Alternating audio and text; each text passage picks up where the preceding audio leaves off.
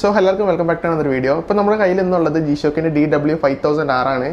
അപ്പോൾ 1983 കാസിയോ ആദ്യമായിട്ടൊരു G-Shockന്റെ വാച്ച് ഇറക്കുന്നത്. അപ്പോൾ ആ ഒരു വാച്ച് മാർക്കറ്റിൽ ഇറക്കി 40 വർഷത്തിന് ശേഷം ആ ഒരു വാച്ചിൻ്റെ അതേ DNA നിലനിർത്തിക്കൊണ്ട് അല്ലെങ്കിൽ ആ വാച്ചിന് ഒരു ട്രിബ്യൂട്ടായിട്ട് ഇറക്കിയിട്ടുള്ള ഒരു കുറച്ചുകൂടെ മോഡേൺ ലുക്കിൽ ഇറക്കിയിട്ടുള്ള വാച്ചാണ് കാസിയോയുടെ DW5000R എന്ന് പറയുന്നത്. അപ്പോൾ ആ ഒരു വാച്ച് നമ്മുടെ കയ്യിൽ നിന്നുള്ളത് നമുക്ക് വാച്ച് നോക്കിയാലോ. സോ അപ്പോൾ ഇതാണ് നമ്മുടെ വാച്ച്. നോർമൽ നമ്മുടെ എല്ലാ G-Shockലും കാണുന്ന പോലെ ഒരു ടൈപ്പ് ഒരു ബിൽട്ടാണ് ഇതിനകത്തുള്ളത്. റെസിൻ ആണ് ഇതിൻ്റെ വാച്ച് വരുന്നത്, നമ്മുടെ സ്ട്രാപ്പ് വരുന്നത്. നോർമൽ നമ്മുടെ എല്ലാ G-Shockലും കാണുന്ന പോലെ time, stop watch, alarm maximum ഇത്രയകത്ത് വരുന്നുള്ളൂ. സോളാർ ഇതിനകത്തില്ല. പിന്നെ ഇത് കൂടുതലും ബാറ്ററി പവേർഡ് ആയിട്ടുള്ള വാച്ചാണ്. മാക്സിമം ഒരു 5 years വരെ നമുക്കിതിനകത്ത് ഇതിൻ്റെ ബാറ്ററി ബാക്കപ്പ് കിട്ടും. അപ്പോൾ 5 വർഷത്തിനിടയ്ക്ക് നമുക്കൊരിക്കലും ബാറ്ററി നമുക്ക് മാറ്റേണ്ട ആവശ്യമില്ല.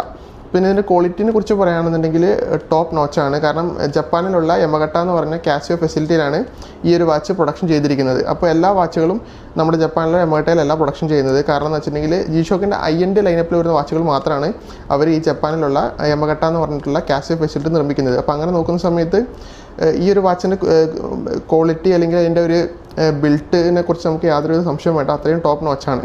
അപ്പോൾ ഈ ഒരു വാച്ചിന് വില വരുന്നത് ഏകദേശം ഒരു 15000 രൂപയ്ക്ക് അടുത്ത് വില വരുന്നുണ്ട്.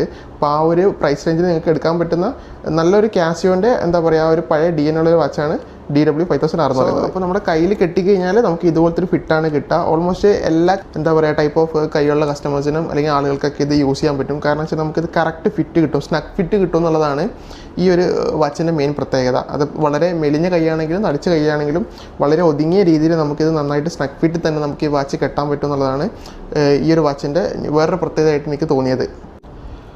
സോ നമ്മുടെ ടിപ്പിക്കൽ G-Shockൽ വാച്ചിൽ വരുന്ന സിമ്പിളായിട്ടുള്ള ഡിസ്പ്ലേ ആണ്. ഇപ്പോൾ ഇതിൽ നിങ്ങൾക്ക് ഓണിക്കാൻ കാണാൻ പറ്റും. ഫസ്റ്റ് നമുക്ക് അവർ ഉണ്ട്, പിന്നെ അതുപോലെ മിനിറ്റ്, സെക്കൻഡ്സ്, പിന്നെ അതുപോലെ മന്ത്, ഡേറ്റ്, പിന്നെ അതുപോലെ നമുക്ക് ഡെയിലി ഏത് ഡേ ആണെന്നുള്ളത് നമുക്കിവിടെ മെൻഷൻ ചെയ്യും.